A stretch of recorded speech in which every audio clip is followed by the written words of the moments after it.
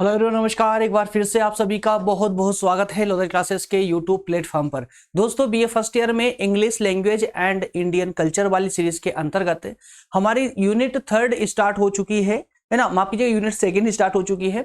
Unit first पर हमारे complete जितने भी 5 पॉइंट थी सब पर हम वन बाय वन करके डिस्कस कर चुके हैं, और साथ ही साथ में उससे महत्वपूर्ण जो एमसीक्यू अर्थात कि वस्तुनिष्ठ प्रश्न उत्तर थे उन पर भी हम अच्छे से डिस्कस कर चुके हैं।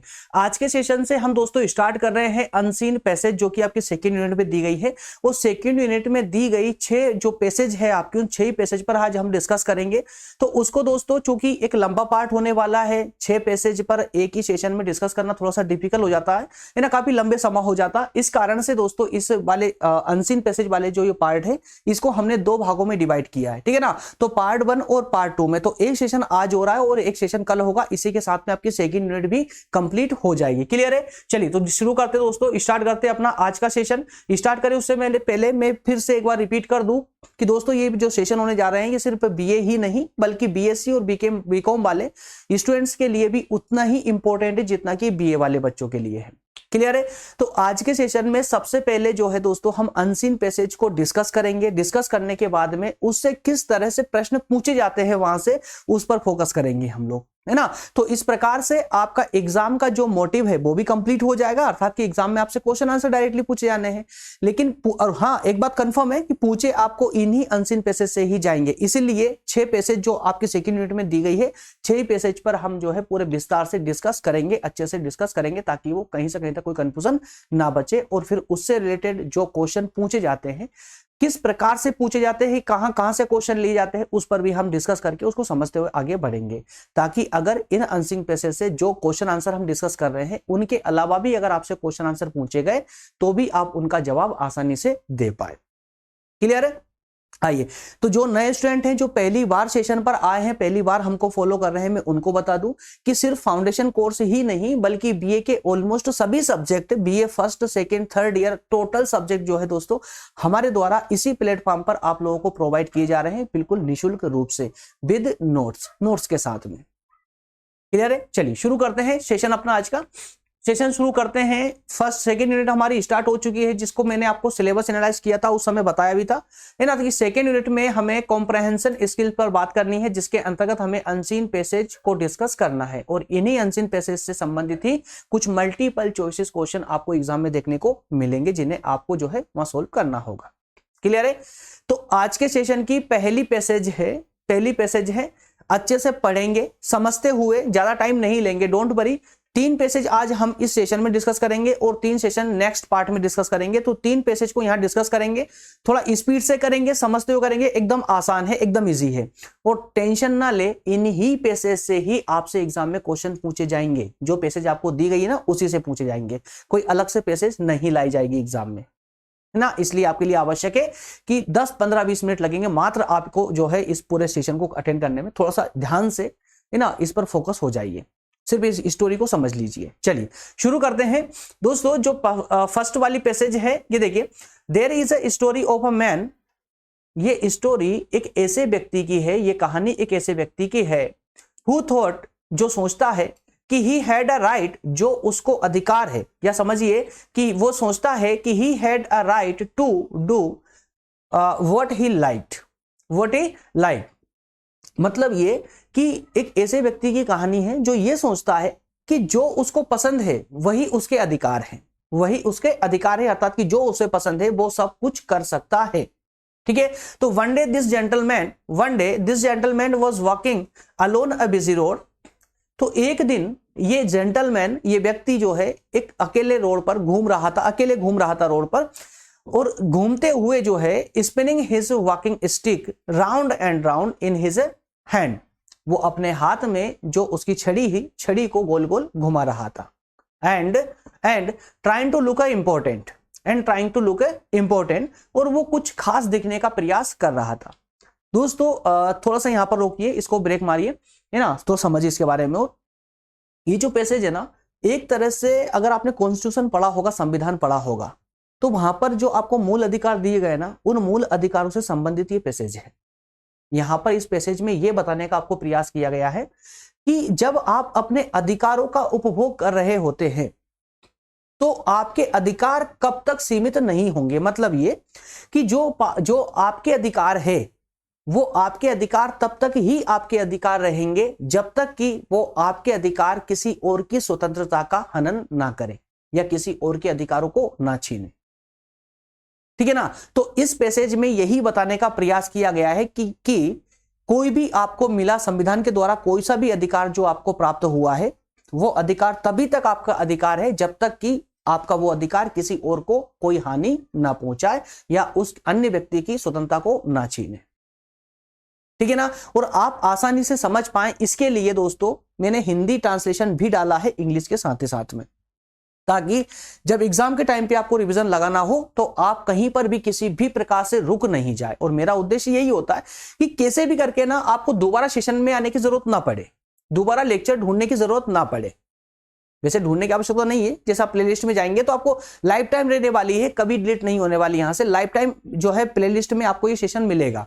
लेकिन मैं यही चाहता हूं कि एक बार आपने सेशन देखा दोबारा सेशन देखने की जरूरत ना पड़े। पीडीएफ डिस्क्रिप्शन से पीडीएफ डाउनलोड करके आप रखेंगे अपने पास में, एग्जाम के टाइम पे रिवीजन लगाएंगे। इंग्लिश में लिखा हुआ है, कहीं पर किसी शब्द के साथ में उलझन आए, ट्रांसलेट करने में समस्या आए, कुछ स्टूडेंट ऐसे हैं जिनको इंग्लिश नहीं आती अच्छे से, तो उनके लिए हिंदी भी दिया हुआ है ताकि आप बेहतर तरीके से समझ पाए, है ना। और जो वर्ड आपको लगता है इंपॉर्टेंट है उन वर्डों को थोड़ा सा जो है बार बार पढ़ ले, उसको याद कर ले। ठीक है ना। तो कुछ ही की पॉइंट होते हैं जिस पर पूरी पैसेज जो है पूरी कहानी घूमती है। क्लियर है। चलिए मैं फिर से रिपीट कर रहा हूं, देखिए there is a story of a man, ये कहानी एक ऐसे व्यक्ति की है who had thought he had a right to what to do what he like, मतलब कि जो उसको पसंद है वही उसके सब कुछ अधिकार है। एक दिन one day this gentleman was walking alone a busy road, तो एक दिन वो व्यक्ति जो है रोड पर घूम रहा था और अपने हाथ में लिए छड़ी है ना, वॉकिंग स्टिक को लिए हुए गोल गोल घुमा रहा था। And try to look important, वो कुछ खास कुछ इंपॉर्टेंट दिखने का, महत्वपूर्ण दिखने का प्रयास कर रहा था। A man walking behind him objected, एक व्यक्ति जो उसके पीछे चल रहा था वो व्यक्ति ने जो है एक आपत्ति जताई, उसके छड़ी घुमाने पर आपत्ति जताई और उसने कहा you ought not to spin your walking stick round and round like that, he said। तो उसने कहा, जो व्यक्ति उस जेंटलमैन के पीछे चल रहा था उसने विरोध जताते हुए कहा कि आपको अपनी छड़ी को गोल गोल नहीं घुमाना चाहिए। ये सुनते ही जेंटलमैन ने कहा I am free to do what I like with my walking stick, मैं इस कार्य के लिए पूरी तरह स्वतंत्र हूं, जो मुझे अच्छा लगता है वो मैं करूंगा अपनी छड़ी के साथ। ऐसा आर्ग्यू करते हुए जेंटलमैन ने उस व्यक्ति को कहा। फिर कहानी आगे बढ़ती है तो दूसरा व्यक्ति बोलता है ऑफ कोर्स यू आर, बेशक आप हैं, स्वतंत्र हैं, फ्री हैं। ठीक है ना। तो उस व्यक्ति ने कहा सेड द अनदर मैन, उस व्यक्ति ने कहा बट, उसने आगे कहा but you ought to know that your freedom ends where my nose begin, उसने कहा कि आपकी जो स्वतंत्रता है ना वहीं तक है जहां तक मेरी नाक पहुंचती है। क्या कहा उसने कि आपकी स्वतंत्रता मात्र तब तक है या वहां तक है जहां तक कि मेरी नाक पहुंचती है। जी हाँ, नोज है ना, नाक पहुंचती है। तो ये स्टोरी यहां पर होती है कंप्लीट। अब आप समझिए कि इतनी स्टोरी से आप लोगों को क्या समझ आया। एक व्यक्ति है जो रोड पर घूमते हुए अपनी छड़ी घुमा रहा है गोल गोल, और उसके छड़ी घुमाने से उसके पीछे चल रहे व्यक्ति को बड़ी तकलीफ हो रही है, और जब वो उसको रोकता है इस कार्य के लिए, छड़ी घुमाने के लिए, तो छड़ी मैन बोलता है कि ये मेरा अधिकार है, मैं स्वतंत्र हूं, मैं अपनी छड़ी के साथ कुछ भी कर सकता हूं। तो पीछे खड़े व्यक्ति ने कहा कि भैया आप बिल्कुल स्वतंत्र हैं, लेकिन आपको जो है इस प्रकार से छड़ी नहीं घुमा सकते क्योंकि इसके कारण मुझे तकलीफ हो रही है। मतलब ये कि आपको जो अधिकार मिला है रोड पर चलने का, स्वतंत्रता पूर्वक चलने का, वो तब तक ही वो अधिकार है जब तक कि किसी और व्यक्ति को तकलीफ ना हो। और चूंकि हमारे संविधान द्वारा प्रदत्त हमारे मूल अधिकार भी हमको यही बोलते हैं, है ना, कि आपको प्रदत्त मूल अधिकार तभी तक लागू होंगे जब तक कि आपके अधिकारों से किसी और को हानि नहीं होना चाहिए। क्लियर है।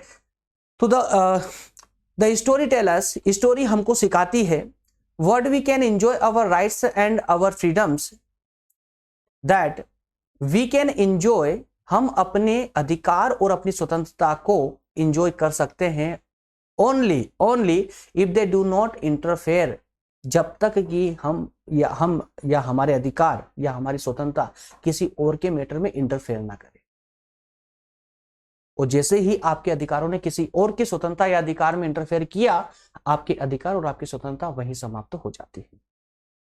क्लियर है? तो मात्र ये इतनी सी स्टोरी थी आपकी फर्स्ट पैसेज में। आइए कुछ क्वेश्चन इससे संबंधित, इसी पैसेज से संबंधित क्वेश्चन आंसर लगा लेते हैं। अब आप खुद ही जवाब देंगे इसका, जल्दी से बताइए। The gentleman was moving his walking stick round and round to, जो जेंटलमैन था जो स्टिक घुमा रहा था, वो अपनी स्टिक को चलते हुए, जो घूमने वाली छड़ी थी उस छड़ी को घुमा रहा था। तो घुमा करके क्या दिखाने का प्रयास कर रहा था? क्या प्रयास कर रहा था? हर्ट अदर पर्सन, दूसरे लोगों को हर्ट करना चाहता था। लुक इंपॉर्टेंट, वो अपने आप में महत्वपूर्ण दिखना चाहता था। या फिर मेक हिमसेल्फ फ्री, या फिर एंड हिज फ्रीडम, क्या चाहता था वो इन सब में से? जल्दी से ऑप्शन दोस्तों, जल्दी से आंसर दीजिए इसका, जल्दी जवाब दीजिए। कौन सा ऑप्शन करेक्ट होगा इसका? जल्दी बताइए। ओके, इसका ऑप्शन दोस्तों बी करेक्ट हो जाएगा। मैंने आपको बताया था ना कि वो छड़ी घुमा रहा था, अकेले जो है रोड पे घूमते हुए छड़ी घुमा रहा था, कुछ खास, कुछ महत्वपूर्ण दिखने का प्रयास कर रहा था, है ना, लुक एंड इंपॉर्टेंट। क्लियर है? इसलिए ऑप्शन बी इसका करेक्ट हो जाएगा। चलिए अगला प्रश्न है, ये फिल करना है आपको। If they do not interfere with the others, ये पूरा वाक्य है जो आपने पोइम में, उस पैसेज में भी पढ़ा है ना। If they do not interfere with the others dot dot they here refers to, तो कौन सा इन 4 पॉइंट में से कौन सा रेफर करता है इसको फुलफिल करने के लिए? तो यार देखिए, इसका ऑप्शन तो थोड़ा सा कॉमन सेंस लगाएंगे, उसमें ही हमारा बन जाएगा। कैसे? कि यहां पर 2 रिक्त स्थान है, 2 ब्लैंक प्लेस है ना। तो यहां पर हमको 2 वर्ड चाहिए भरने के लिए। अब चूंकि ए, बी और सी में तो सिंगल वर्ड है, तो डी में ही डबल वर्ड है, लेकिन हो सकता है एग्जाम में डबल वर्ड पूछ ली जाए। तो यहां पर आपने स्टोरी में क्या देखा दोस्तों? आपने एक तो राइट देखा, मतलब अधिकार देके, और स्वतंत्रता को देखा, है ना। तो यहां पर कहा जा रहा है कि राइट जो आपके अधिकार है, if they do not interfere, अगर आपके अधिकार किसी और के साथ में इंटरफेयर नहीं करते, किसी और को डिस्टर्ब नहीं करते हैं, विद द अदर्स फ्रीडम, किसी और की स्वतंत्रता को अगर आपके अधिकार नहीं छीनते हैं, तभी वो अधिकार है। क्लियर है? इसलिए इसका ऑप्शन क्या राइट हो जाएगा? ऑप्शन डी करेक्ट हो जाएगा। इज इट क्लियर दोस्तों? चलिए नेक्स्ट क्वेश्चन है, a man walking behind the gentleman, walking behind the gentleman, व्यक्ति के पीछे जो व्यक्ति खड़ा हुआ था उसने क्या किया? आपत्ति जताई उसकी छड़ी घुमाने से, या डायरेक्टली वो जो है आर्ग्यू करने लग गया, बहसबाजी करने लगा, या फिर सोचने लगा, या फिर वो उससे एग्री हो गया कि हाँ भैया घुमाइए, आपके साथ साथ मैं भी छड़ी घुमाता हूं। क्या हुआ था उसके साथ में? क्या किया उसने? तो जो जेंटलमैन छड़ी घुमा रहा था उसका विरोध किया था, मतलब ऑब्जेक्शन लिया था, उसने ऑब्जेक्शन उठाया था। क्लियर है? इसलिए ऑप्शन ए करेक्ट हो जाएगा, ऑब्जेक्ट। क्लियर? चलिए नेक्स्ट क्वेश्चन लेते हैं इसी का। नेक्स्ट क्वेश्चन है, this is the story of a man who thought, this is the story of a man, ये कहानी एक ऐसे व्यक्ति की है जो सोचता है कि, क्या सोचता है? यही आपको आंसर होगा। ही वॉज अ जेंटलमैन, क्या वो ये सोचता है कि मैं जेंटलमैन हूं? या फिर ही वॉज अ सिविलाइज्ड, या फिर मतलब सभ्य है, या फिर he could spin his walking stick round and round, या फिर he had a right to do what he liked. तो सबसे पहली लाइन याद कीजिए, ये कहानी एक ऐसे व्यक्ति की है जो ये सोचता है कि जो उसके अधिकार, मतलब उसे जो पसंद है वो करना उसका अधिकार है ना। और ये बात कौन सी कहानी के, कौन सा पॉइंट बोल रहा है दोस्तों इसमें से? ऑप्शन डी बोल रहा है, ही हैड अ राइट, जो उसको अधिकार प्राप्त हुए हैं वो उसको पसंद है, या फिर कि उसको उल्टा कीजिए कि जो उसको पसंद है वही उसके अधिकार है। तो he had a right to do what he liked. इसलिए ऑप्शन कौन सा करेक्ट हो जाएगा दोस्तों? कौन सा हो जाएगा जल्दी बताइए? डी करेक्ट हो जाएगा। ठीक है ना, डी का ऑप्शन करेक्ट हो जाएगा। नेक्स्ट क्वेश्चन, क्वेश्चन नंबर 5 है, we can enjoy our rights and freedom only, we can enjoy our rights and freedom only, हम अपने अधिकार और स्वतंत्रता को तभी एंजॉय कर सकते हैं जब, when we are free to do what we like, जब हमें वो सब पसंद हो, नहीं, when we know what freedom actually means, जब हमें स्वतंत्रता का एक्चुअल मीन पता हो तब, नहीं ये भी राइट नहीं होगा। When we can defend our rights, defend our rights, है ना, अपने अधिकारों की रक्षा करने के लिए, नहीं। when they do not interfere with others people's right and freedom। Clear है? हम अपने अधिकार और स्वतंत्रता को तभी तक एंजॉय कर सकते हैं जब तक कि हमारे अधिकार किसी और की स्वतंत्रता में इंटरफेयर ना करें। इसलिए ऑप्शन इसका भी डी करेक्ट हो जाएगा, इसका ऑप्शन डी करेक्ट हो जाएगा। समझ आ रहा है दोस्तों? ठीक है ना? तो इस तरह से ये 5 क्वेश्चन थे आपके फर्स्ट पैसेज से। नेक्स्ट पैसेज है एकदम सिंपल है, बहुत प्यारी जो है, बहुत छोटी भी है और प्यारी भी है। एक पिता और पुत्र की एक छोटी सी बहस है, मात्र छोटा सा डिस्कशन है। इसमें पिता अपने बच्चे को कहते हैं, कम हियर, इधर आओ रामू, कम हियर रामू, इधर आओ, let me know why your headmaster report is so bad about you. जो है पिता अपने पुत्र से, रामू से कहते हैं कि रामू इधर आ, हेडमास्टर की तुम्हारे लिए इतनी गंदी रिपोर्ट आई है, इतनी बहुत बेकार रिपोर्ट आई है, ऐसा क्यों? तो रामू कहता है, रामू ने कहा, आई डोंट नो, मैं नहीं जानता, ही इज अगेंस्ट मी, वो मेरे विरोध में है, वो मेरे विरुद्ध है। तो फादर कहते हैं, पिता कहते हैं, व्हाट इज नॉनसेंस, क्या बकवास है, he is a kind and just man, कि वो तो बहुत दयालु और न्यायप्रिय व्यक्ति है। He reports that you have failed in nearly all the subjects and have been punished for breaking hostel rules। बल्कि उनने रिपोर्ट भेजी है कि आप जो है ऑलमोस्ट सभी सब्जेक्ट में फेल हो चुके हो, और साथ ही साथ में आपको एक बार हॉस्टल के रूल्स तोड़ने के कारण आपको पनिश भी किया गया था स्कूल में। और इन सब के अलावा you once offended your teachers in the class, आपने क्लास में अपने टीचर के साथ में जो है बहसबाजी की, है ना, had to apologise before the whole school, और एक बार आपको जो है, और इसी कारण से जो है आपको पूरे स्कूल के सामने आपको माफी मांगनी पड़ी थी।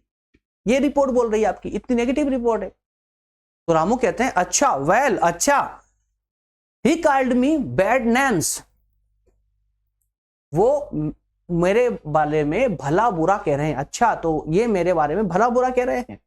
तो फादर ने कहा, I am highly disappointed with you, I am highly disappointed with you, मैं तुमसे बहुत निराश हूं Ramu. I had great hopes, तुमको लेकर के मुझे बड़ी उम्मीदें थी। When I sent you to school, जब मैंने तुम्हें स्कूल भेजा था तो मैंने तुमसे बहुत बड़ी उम्मीदें लगाई थी। बट, लेकिन, if you go on like this, लेकिन अगर यही सब चलता रहा, यू विल बी एबॉल्ट, माफ कीजिएगा, blot, you will be a blot to me. Blot का मतलब होता है कलंक, धब्बा, है ना। आप तो नहीं है ना ब्लॉट अपने पेरेंट्स के लिए, ध्यान रखिएगा, ब्लॉट्स तो नहीं हो आप लोग अपने पेरेंट्स के लिए, ध्यान रखना, है ना। रामू तो नहीं हो ना। तो उन्होंने, पिता ने कहा कि मैं तुमसे बहुत निराश हूं, जब मैंने तुमको स्कूल भेजा था तो उस समय मुझे तुमसे बहुत उम्मीदें थी, लेकिन अब अगर ऐसा ही चलता रहा या ये सब कुछ देख करके मुझे लगता है कि तुम मेरे लिए एक कलंक हो, ब्लॉट हो। तो रामू को अपनी गलती का एहसास होता है और रामू कहता है कि I am sorry dad, I am sorry father, पिताजी मुझे माफ कीजिए। I know I have been lazy and behave badly, मैं जानता हूं, मुझे माफ कीजिए, मैं जानता हूं कि मैं आलसी हूं और जो है मेरा व्यवहार बहुत खराब है, बहुत गंदा है। I will get out of the bad set of friends, bad set of friends, bad set of friends, मैं बहुत जल्दी जो बुरे फ्रेंड्स हैं मेरे, उनकी संगति छोड़ दूंगा, उनका साथ छोड़ दूंगा। बैड सेट ऑफ फ्रेंड्स, और ये बैड सेट ऑफ फ्रेंड्स जो है ना स्कूल कॉलेजेस में ही सबसे ज्यादा मिलता है, याद रखिएगा, है ना। तो कहीं आपके साथ तो नहीं है बैड सेट ऑफ फ्रेंड्स जिसके कारण से आप पिछड़े हुए हो, ठीक है ना। तो उसने कहा कि जो बैड सेट है मेरे पास फ्रेंड्स का, मतलब बुरे दोस्तों की जो संगति है, जो ग्रुप है, उसको मैं बहुत जल्दी छोड़ दूंगा और विल वर्क हार्ड, और कड़ी मेहनत करूंगा।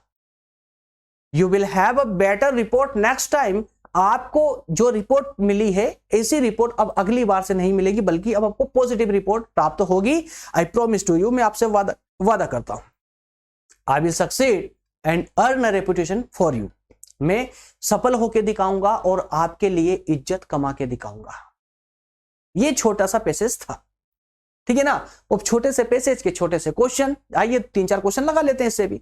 नेक्स्ट क्वेश्चन है, Ramu had apologised before the whole school because he, मतलब रामू ने पूरे स्कूल के सामने माफी क्यों मांगी थी, क्या कारण था? फेल्ड इन नियरली ऑल, सभी सब्जेक्टों में फेल हो गया था इसलिए नहीं।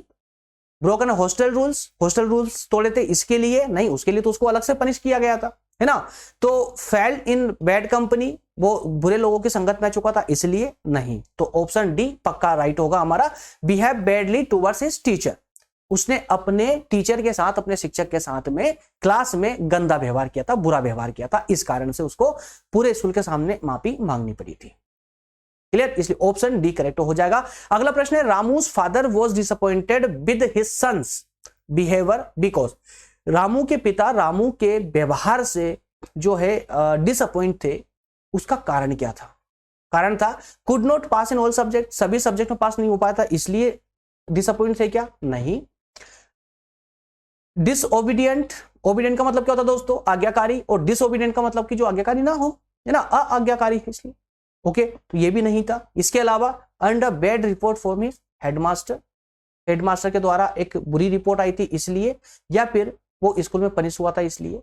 तो पनिशमेंट बुरी चीज नहीं है दोस्तों, पनिशमेंट नहीं मिलनी चाहिए, कोशिश यही होनी चाहिए, लेकिन पनिशमेंट जो हमारे द्वारा की गई गलती का पश्चाताप होता है, और वो पनिशमेंट हमें सिखाती है कि आगे से ये गलती हमें नहीं करनी है। इसलिए रामू के पिता समझदार थे, उनको बाकी के 3 ऑप्शनों से इतनी कोई विशेष शिकायत नहीं थी, लेकिन हेडमास्टर ने जो रिपोर्ट सेंड की थी, नेगेटिव रिपोर्ट, उस रिपोर्ट के कारण जो है रामू के पिता उससे डिसअपॉइंट थे, इसलिए ऑप्शन सी करेक्ट हो जाएगा।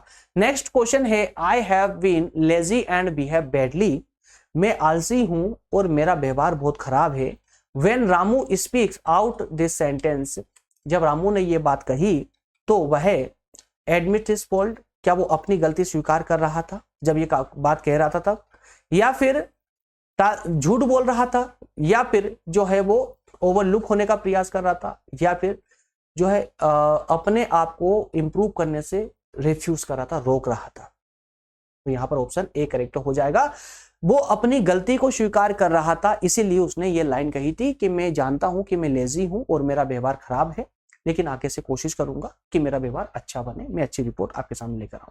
क्लियर है? तो वो अपनी जो फॉल्ट थे, जो गलती थी, उसको स्वीकार कर रहा था। क्लियर है? तो इस तरह से दोस्तों मात्र ये 3 क्वेश्चन आपके सेकेंड पैसेज से। नेक्स्ट पैसेज आपके सामने आ चुकी है, नेक्स्ट पैसेज आ चुकी है। 1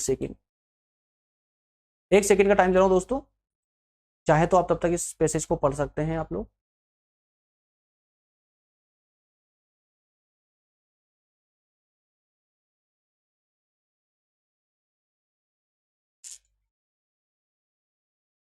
एक बार पैसेज को पढ़ लीजिए, कुछ भी स्पेशल नहीं है, बहुत इजी है और बहुत आसान है। और मैं बार बार आपको ये पैसेज इसीलिए पढ़वा रहा हूं और इसीलिए डिस्कस करवा रहा हूं क्योंकि एग्जाम में यही पैसेजेस आने वाली है। एग्जाम में कोई नई पैसेज नहीं देंगे आपको, इन्हीं पैसेज से रिलेटेड क्वेश्चन ही आपको मिलेंगे। इसलिए मेरा मानना यह है कि एक बार पैसेज को अच्छे से समझ लीजिए। क्वेश्चन आंसर पर आप इतना फोकस नहीं कर पाएंगे, चलेगा, लेकिन अगर पैसेज को आपने अच्छे से समझ लिया तो ये मानिए कि चाहे एग्जामिनर फिर कहीं से भी क्वेश्चन आपसे पूछ ले, आप प्रत्येक क्वेश्चन का आंसर सटीक रूप से दे पाएंगे ना। इसलिए मैं इतना टाइम यहां पर दे रहा हूं। उम्मीद करता हूं अब तक आप लोगों ने जो है ये कहानी यहां तक की पढ़ ली होगी। थोड़ी सी स्टोरी आगे भी है, उसको भी हम पढ़ाऊंगा मैं। चलिए शुरू करते हैं passage number 3। Passage number 3, after the accident, दुर्घटना के बाद में, a car from the hospital to Krishna to the hospital, hospital से एक कार आती है, कृष्णा को लेकर के चली जाती है। There 2 men carried him to a bed, 2 व्यक्तियों ने कृष्णा को उठाया और उस कार के बेड पर लेटा दिया, केयरफुली लेटा दिया। Soon a nurse and a doctor came, जल्दी ही नर्स और डॉक्टर आते हैं। पर सुन लीजिए, एकदम इजी कहानी है ना। जल्दी ही जल्दी ही कम समय में ही जो है नर्स और डॉक्टर आते हैं। The nurse road his name and address in a book, तो आते ही नर्स सबसे पहले उस पेशेंट का अर्थात कि कृष्णा का नाम और पता लिखना चालू कर देती है बुक में। The doctor took bandages of Krishna's arm, doctor Krishna के वहां पर जो है बैंडेज लगाते हैं, पट्टी वगैरह करते हैं, लुक एट एट केयरफुली, और केयरफुली देखते हैं उसको कृष्णा को, and put is hand on it, और उसके सर पर जो है हाथ रखते हैं और हाथ रखकर उसको सांत्वना तसल्ली देते हैं।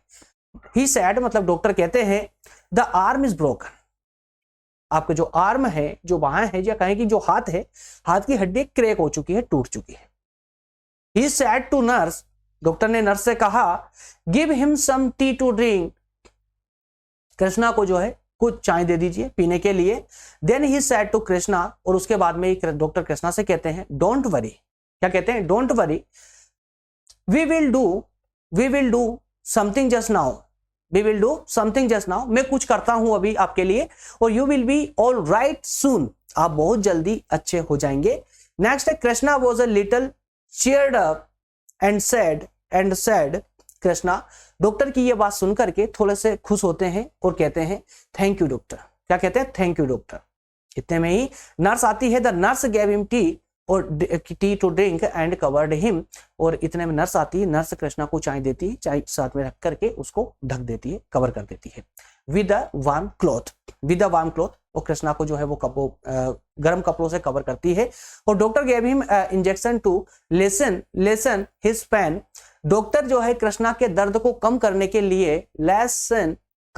लिए, उसके दर्द को कम करने के लिए एक इंजेक्शन देते हैं। He tied some bandage and applied plaster, और साथ में जहां पर उनका जो है ब्रेक हुआ था, है ना, जहां पर हड्डी फ्रैक्चर हुई थी, वहां पर जो है वो कुछ बैंडेज लगाते हैं, पट्टी बांधते हैं, और जो है प्लास्टर भी अप्लाई करते हैं, प्लास्टर भी लगाते हैं। Krishna's arm pained him a lot, Krishna की जो वहां जहां पर दर्द हुआ था, जहां पर हड्डी क्रैक हुई थी, वो बहुत ज्यादा पेन कर रही थी, है ना, पेंड हिम अ लॉट, बहुत ज्यादा पेन हो रहा था। ही रिक्वेस्ट द डॉक्टर से रिक्वेस्ट कर रहा था टू लुक टू इट, उसको ध्यान देने के लिए और रिक्वेस्ट कर रहा था कृष्णा। क्लियर है, चलिए आगे बढ़ते हैं, इसका छोटा सा पार्ट और बचा। अच्छा, यहां तक की कहानी क्लियर है ना, एक कार आती है हॉस्पिटल से, कृष्णा को लेकर के चली आती है, संभवतः वो एम्बुलेंस ही होगी। उसके बाद में दो व्यक्ति उसको उठा करके एम्बुलेंस में डालते हैं, फिर नर्स और डॉक्टर आते हैं। इस प्रकार से नर्स जो है उसका नाम पता लिखती है, नाम पता लिखने के बाद में डॉक्टर जो है नर्स को बोलते हैं कि इसको चाय वगैरह दो, फिर उसके बाद में उसको थोड़ी सांत्वना देते हैं कृष्णा को, और कृष्णा को बोलते हैं कि तुम्हारी हड्डी ब्रेक हो चुकी है, तुम्हारा हाथ टूट चुका है ना, इस तरह से फिर उसको बैंडेजेस करते हैं, फिर उसके जो है प्लास्टर भी लगाते हैं। क्लियर है, इस बीच में उसको दर्द भी, बड़ी भयानक पीड़ा भी होती है, तो उस पीड़ा के कारण वो उस डॉक्टर को बोलता भी है, कृष्णा बोलते हैं कि जो है थोड़ा सा प्लीज थोड़ा सा ध्यान दें और ये जो दर्द हो रहा है इसको थोड़ा ठीक करें, है ना।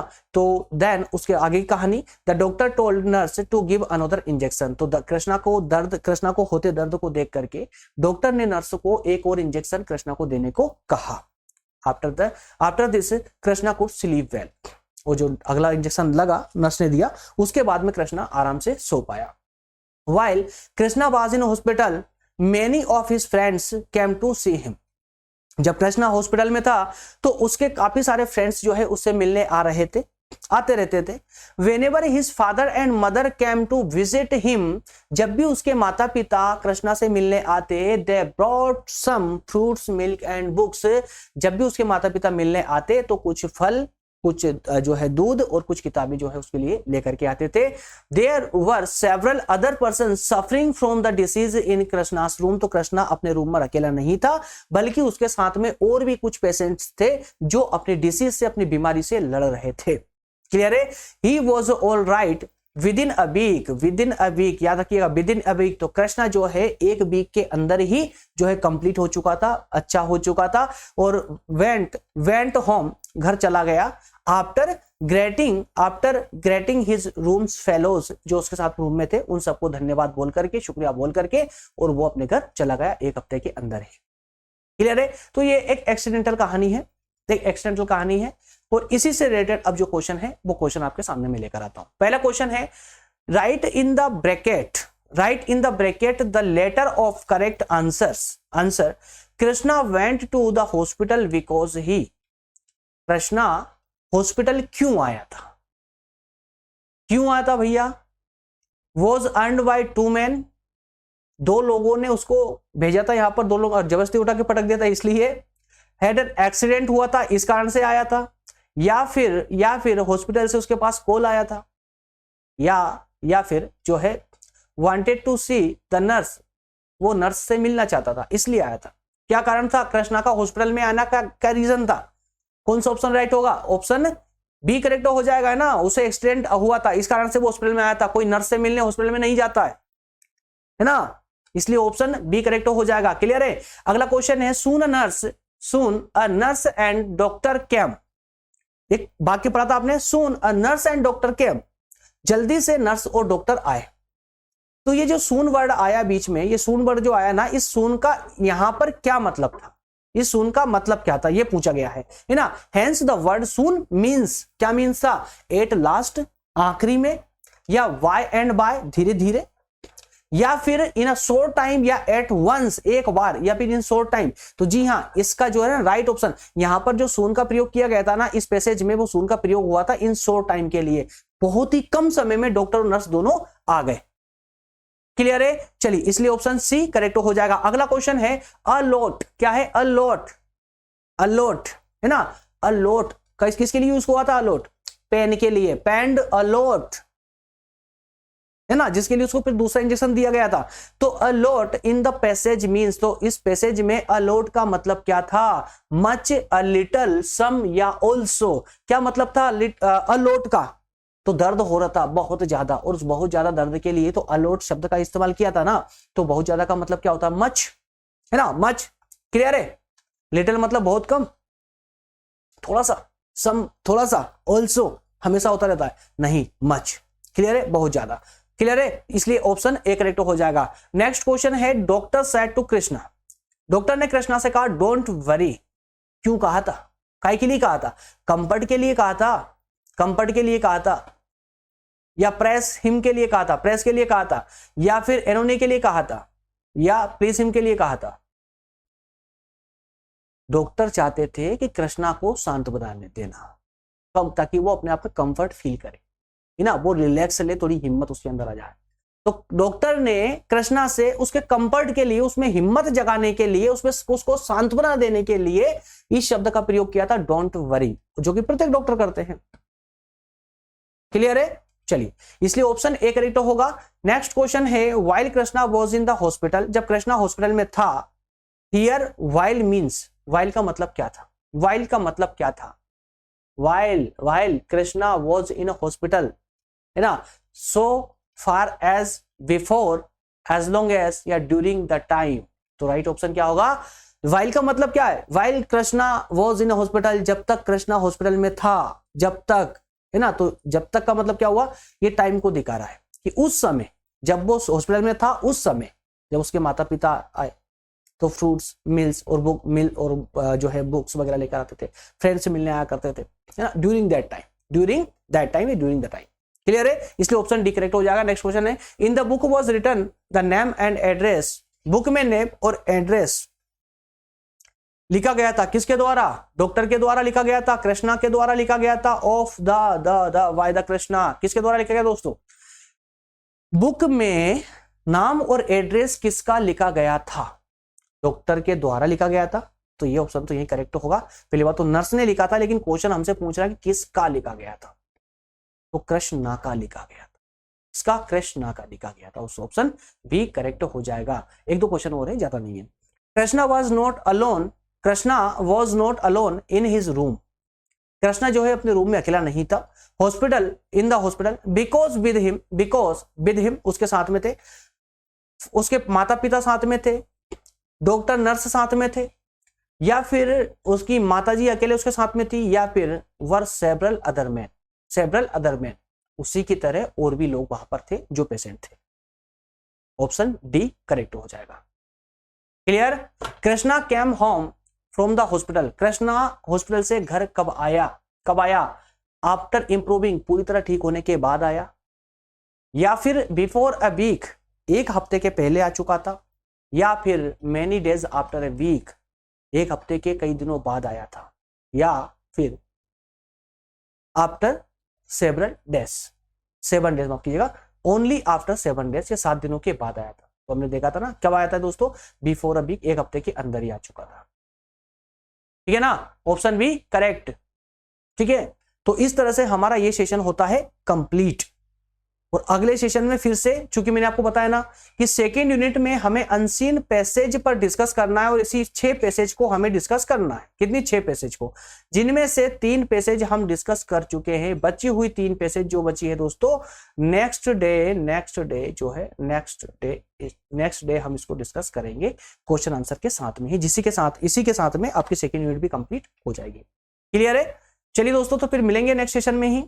और सेशन अभी 9 बजे तो पक्का होने वाला है। और पॉलिटिकल थ्योरी वाला सेशन दोस्तों किसी कारण से थोड़ा सा भी होल्ड किया हुआ है, कोशिश कर रहे हैं जल्दी से स्टार्ट करने की उसको। अगर नहीं हो पाया तो जस्ट आफ्टर दिवाली, है ना, दिवाली के तुरंत बाद ही हम उसको स्टार्ट कर देंगे। क्लियर है? कोई समस्या तो नहीं आ रही ना दोस्तों? कोई डिफिकल्टीज आ रही हो बताइएगा मुझे। होने दो, इंग्लिश है तो चलेगा, कोई दिक्कत नहीं है। फाउंडेशन कोर्स में ना तकलीफ नहीं आने दूंगा, चाहे सब्जेक्ट कोई सा भी हो। जो सब्जेक्ट में मैं यहाँ पढ़ाने के लिए आऊंगा ना, मैं कोशिश यही करता हूं कि आप लोगों को आसानी से, आसान तरीके से समझ आ जाए और कहीं से कहीं तक कोई तकलीफ ना आए। क्लियर है? ओके दोस्तों, मिलेंगे नेक्स्ट सेशन में। Thank you so much.